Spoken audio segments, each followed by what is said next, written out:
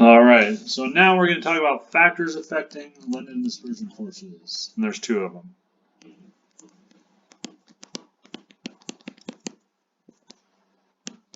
And remember, LDF is just London dispersion forces.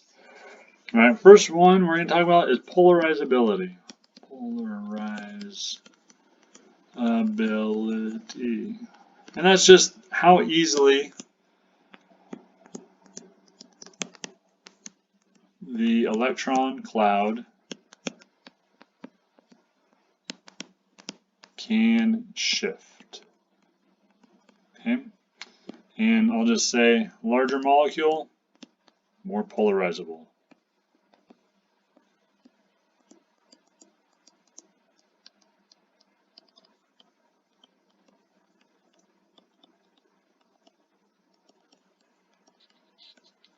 And let's talk about why that is.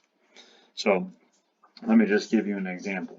Okay, let's talk about F2 versus I2. F, and here's I. So let's draw something resembling their electron clouds anyway. Okay, so here's fluorine's electron cloud and iodine's electron cloud. Now, why did I draw them so different? Well, iodine is a bigger atom, therefore the molecule is bigger. And these electrons in iodine, the electrons out here, the valence electrons, are further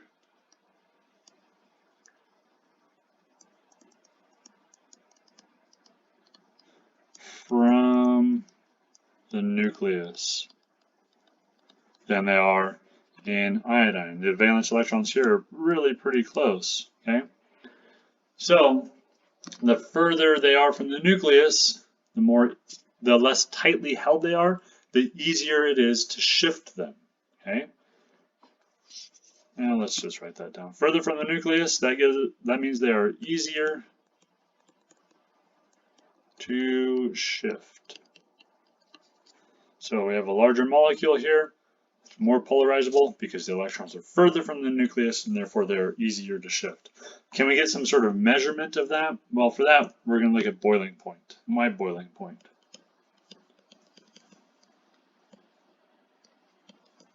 Oh my gosh. Let's just start that one all again. Boiling point. There we go. I can spell. Okay, boiling point. In order to take these from a liquid to a gas, they have to go from being very close together in a very condensed state, which is what a liquid is, to being very far apart where there's relatively little interaction between the molecules. So we have to overcome all those intermolecular forces. So the higher boiling point means higher intermolecular forces. Higher BP, higher IMF. And we'll use it, boiling point, as a surrogate measure for intermolecular forces, okay? In other words, we'll just look at boiling point. So let's look at the boiling point for F2. Boiling point for F2 is 85 Kelvin. For I2, it is 458 Kelvin. Okay, those are kind of at opposite extremes. You know, fluorine's on the top of the halogens, iodine's down at the bottom of the halogens. But this just demonstrates the point. The boiling point for the smaller intermolecular, or the smaller molecule, is 85. Very low. It's a gas at room temperature. We got to get it really cold to liquefy it. Okay. Iodine is a solid at room temperature. You have iodine crystals, you can actually scoop them out of a bottle and weigh them. Okay, we have to get it pretty warm before it will melt into a liquid. And that is because it is more polarizable, therefore it has higher intermolecular forces and the higher boiling point. Okay, let's look at another factor affecting London dispersion forces, and that is surface area.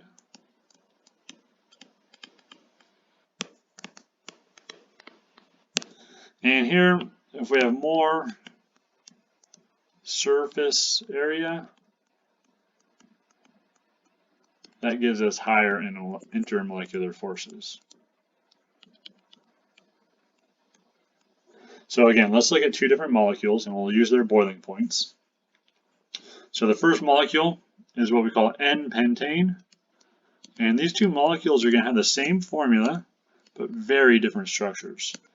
So that's 5 carbons, and then each carbon has enough hydrogens to give it 4 bonds.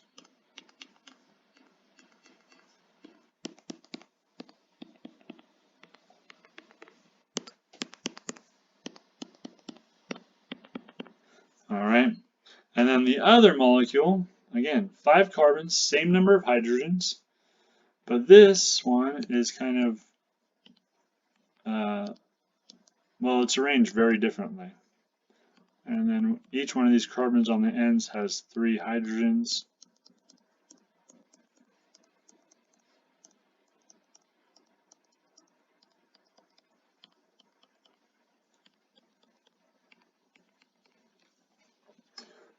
Okay, this is called neopentane. We don't need to know the names, but they both have the same formula. They are both C5H12, both of them.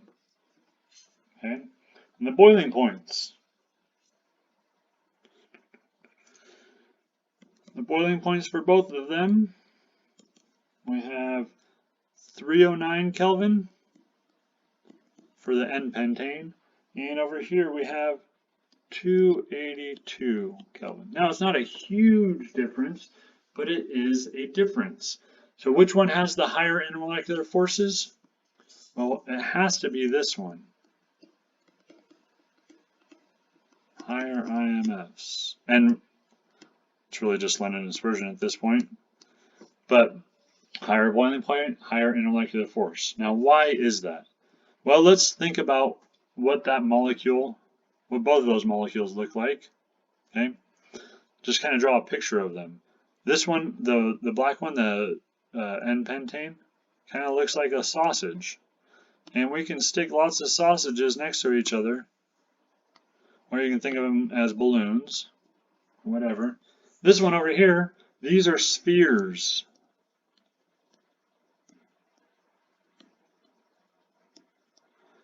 And I know they're not all the same size, but that's okay. Which one has more surface area interacting with each other?